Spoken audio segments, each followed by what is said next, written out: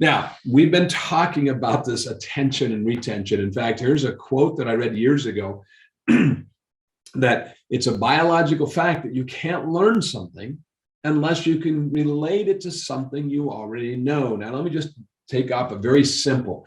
If I just throw out words or acronyms that you're not familiar with, you're really not able to understand the next thing that I just said because you're like, what? What's HMDA? Or if I say, TISA or something like that, you may not know what that means. And so I've got to start out in the sense of building blocks.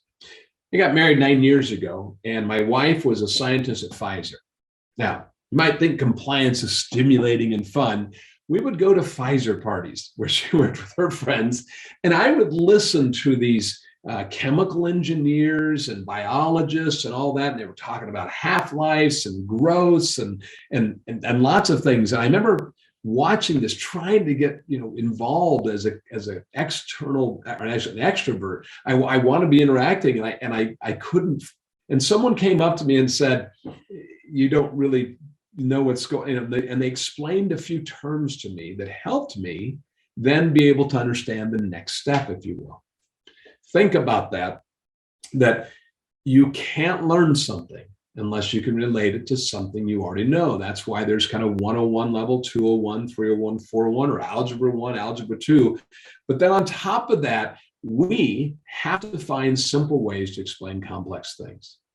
I really wrote that, 20 some years ago. When I started Bangor Spine Consulting, I wanted to come up with, we take complicated regs and turn them into plain English. And that's something that I think that you probably have heard our tagline, but it's serious. We're trying to find simple ways to explain complex things. Listen, it's not impressive to regurgitate regs, to use strong words or big, fancy terminology. What's impressive is to take all that and turn it into something that people can grasp and understand and implement. And that's really where I want to take you on the rest of this journey. So